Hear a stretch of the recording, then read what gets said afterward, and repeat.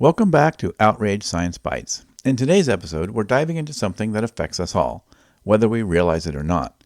We live in an age of growing distrust, and it's making us lose confidence in everything from the media to our own institutions. This phenomenon is called the cynicism trap, and it's a dangerous one. We're going to explore how cynicism undermines trust in knowledge itself and why it's so crucial to get out of this trap if we're ever going to move forward. Let's start with a basic question. Where does our knowledge come from? Here's philosopher Åsa Wikforss on that very topic. So there are two important sources of knowledge for us. There is, experience, observation, how things feel and look, and sound and smell and all that.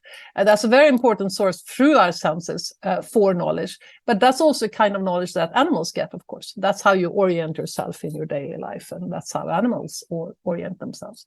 But in addition, we as human beings have this other way of getting knowledge. We can get knowledge from other people who know more, which is because we have this sort of division of epistemic labor, as it were, or cognitive labor, where all of us in our lives or professional lives or ordinary daily lives collect knowledge of various sorts. And then we can use language, because we have this amazing tool of language. We can use that to communicate this knowledge to other people across generations. We have knowledge accumulation in a way that other animals don't have. That's a unique human trait. So this is our great strength. We can accumulate knowledge, and we can do these amazing things and know things about the origins of the universe and things like that. But it's also a vulnerability, because it means that kind of knowledge, and this goes for, most knowledge about society, about history, about geography, about science, about what have you, comes from other sources of various sources. It's not because you've been there and seen it and experienced it. And that creates vulnerabilities, because you can't, if a trustworthy source comes to you with knowledge, if you don't trust this source, if you don't believe what they say, you're not going to get the knowledge. It means that knowledge requires trust. So if you lose trust in reliable sources, you will also lose knowledge. And of course, if you start trusting unreliable sources, you will end up believing what's false.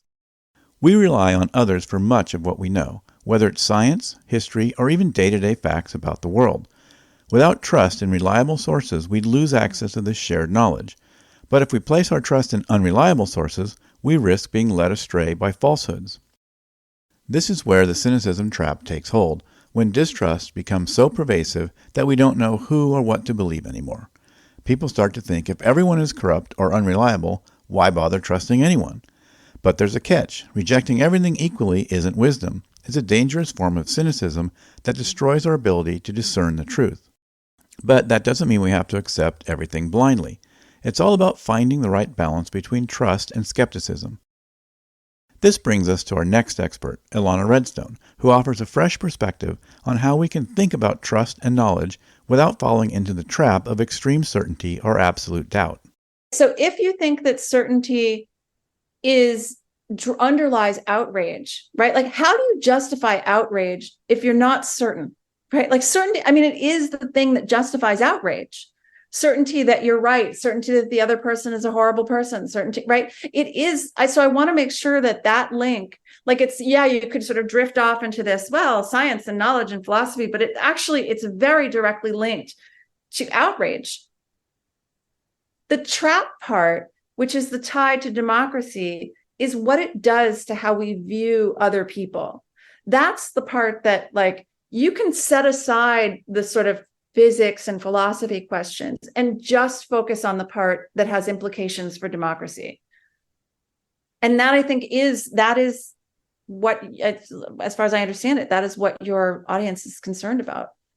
Certainty and uncertainty are not black and white, but exist along a continuum. It's not about being 100% sure of something or dismissing it entirely as false. In fact, moving along that spectrum is where the most productive learning and thinking happen. The problem with cynicism is that it pushes us to the extreme ends of the spectrum. It's easy to think if we can't be totally certain about something, then maybe it's not true at all. But as Redstone points out, that's not how knowledge works. Most things in life, especially in science, exist in a zone of high confidence, not absolute certainty. That doesn't make them unreliable, it just means we're always refining our understanding. And that's how we can escape the cynicism trap, by learning to evaluate information based on confidence rather than rejecting everything as equally untrustworthy. Instead of falling into distrust, we can engage more thoughtfully, questioning assumptions and understanding where to place our trust based on solid evidence. So, where does this leave us? We live in a time when cynicism can feel justified. Misinformation, scandals, and partisanship make it hard to trust anything. But when distrust becomes a blanket approach to life, it undermines our ability to grow, learn, and connect with each other. The cynicism trap is avoidable. We can rebuild trust by being critical and confident, not cynical. As we move forward, it's essential to recognize that certainty isn't everything. Trustworthy knowledge exists, but it lives on a spectrum. That's it for today's episode of Outrage Science Bites. If you enjoyed today's episode, you may want to check out the long-form Outrage Overload podcast. Visit outrageoverload.net for past episodes, links, and contact information. Stay tuned to upcoming Outrage Science Bites episodes for discussions on trust, knowledge, and moving forward in the face of polarization.